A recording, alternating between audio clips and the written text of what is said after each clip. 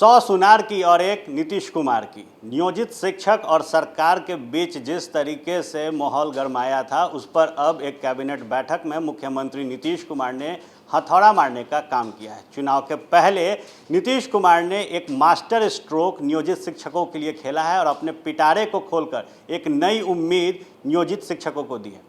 बहरहाल एक तरफ विधानसभा चुनाव के लिए जहां हर घटक दल तैयारी कर रहा है, उसके बाद नीतीश कुमार का ये स्ट्रोक कहीं न कहीं विपक्षी दलों को चारों कांधे चित करता है। चलते हैं अपने वरिष्ठ सहयोगी शशि भूषण के पास और जानते हैं कि चुनाव के पहले जब नीतीश कुमार ने नियोजित शिक्षकों के लिए पिटारा खोला है तो कहाँ खड़ा है पूरा विपक्ष। शशि भूषण।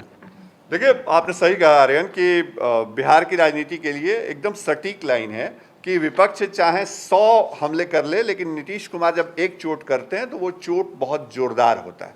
और नीतीश कुमार ने वही चोट किया है और चुनाव के ठीक पहले किया है। और देखिए, मेरे हाथ में वो नियमावली है जो सेवा शर्त नियमावली सरकार ने बनाई है।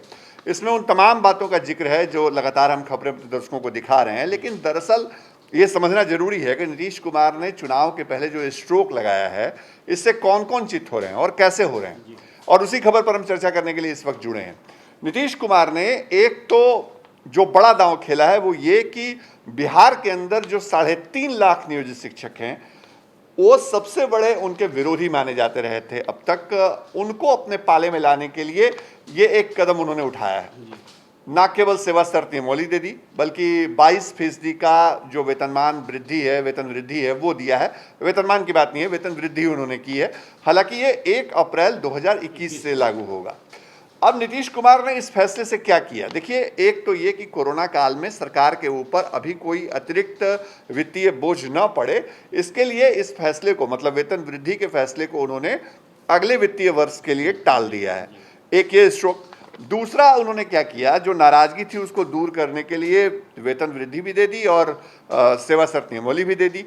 अब 3.5 लाख नियोजित शिक्षक, सिर्फ उनको आप 3.5 लाख मत देखिए, इनके साथ साथ उनके परिवार के लोग हैं, उनके रिश्तेदार हैं, नातेदार हैं, दोस्त हैं, मित्र हैं। तो जो जहां भी इन्फ्लुएंस होगा, प्रभावित होगा, उससे नीतीश कुमार का अगर तीर निशाने पे लगता है तो वो पूरा का पूरा सेक्शन जो है वो उनके साथ आ सकता है, ये उनको लगता है, और इसका चुनाव में फायदा उनको मिल सकता है। पहली बात। दूसरी बात कि अगर मान लीजिए कि 15 साल तक बिहार में नीतीश कुमार सत्ता में अभी तक रहे हैं और बहुत नाराजगी भी हो सकती है सरकार को लेकर के। हमको नहीं पता चुनाव में कौन जीतेगा कौन हारेगा, लेकिन जनता मालिक है, जनता जिसको जीतवाए। तो वैसी स्थिति में अगर मान लीजिए सत्ता चली भी जाती है नीतीश कुमार की, तो जो अगली सरकार होगी उसके लिए वो बड़ा सिरदर्द छोड़ के जाएंगे। एक तरफ विपक्ष लगातार कहता है कि सरकार का खजाना खाली हो गया है, ये 2700 करोड़ से ज़्यादा की रकम है, कहाँ से निकलेगा? देखिए, यही बात हम कह रहे हैं आर्यन, जो आप सवाल उठा रहे हैं, और यही बड़ा सवाल है कि एक तो ये कि सरकार, मान लीजिए अगर नीतीश कुमार सत्ता वापसी कर लेते हैं तो वैसी स्थिति में ये सरकार उस कमिटमेंट को पूरा करेगी अगले वित्तीय वर्ष में। वो कैसे करेंगे, क्या संसाधन होगा? 2700 करोड़ से ज़्यादा की राशि उस पर खर्च होनी है जो इंक्रीमेंट होना है। इसके अलावा 800 करोड़ से ज़्यादा की राशि जो ईपीएफ मद में है वो खर्च होने हैं।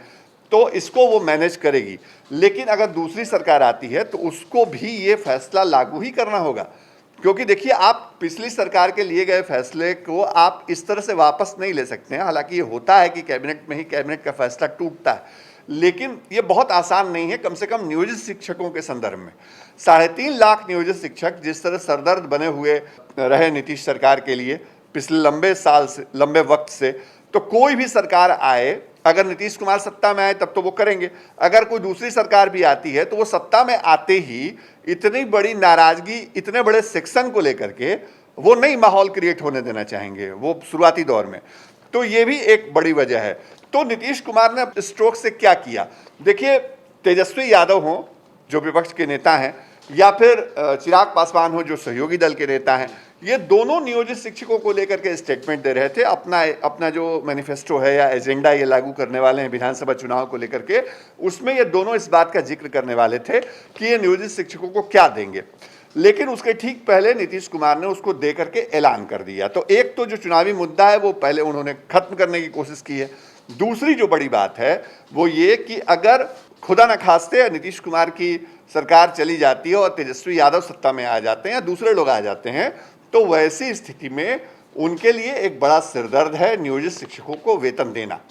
तो ये दो तरफा जो तीर है वो नीतीश कुमार का है, और इसीलिए कहा जाता है कि नीतीश कुमार जो है वो 100 सुनार की और एक बिहार में नीतीश कुमार की। एक आखिरी सवाल है शशि भूषण की मैनिफेस्टो जारी करना, क्या अब जब नियोजित शिक्षकों के लिए पिटारा नीतीश कुमार ने खोला है तो कुछ नया तेजस्वी यादव अपने मैनिफेस्टो में लेकर आएंगे?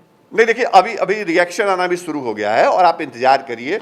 जो नीतीश सरकार ने फैसला तो ले लिया वेतन वृद्धि का, लेकिन इसको अप्रैल 2021 से किया, तो इसको जो चुनावी लॉलीपॉप है विपक्ष इसको यही बताएगा। ये भी तय बात है, जो शिक्षक संघ के लोग हैं वो भी ये चाहते थे कि फैसला अभी से लागू हो, लेकिन सरकार के बूते की बात नहीं थी कोविड में उसको लागू कर पाना। उन्होंने एक आश्वासन दिया है कि आगे, लेकिन हाँ, चुनावी लॉलीपॉप कहिए या जो कहिए, नीतीश कुमार ने एक चुनावी स्ट्रोक तो जरूर लगा दिया है। आर्यन, चुनावी स्ट्रोक के साथ नीतीश कुमार ने आगाज कर दिया है विधानसभा चुनाव का, और चारों खांधे चित है विरोधी दल। बहरहाल आप बने रहे फर्स्ट बिहार झारखंड के साथ, तमाम खबरें आपको यहीं मिलेंगी। धन्यवाद।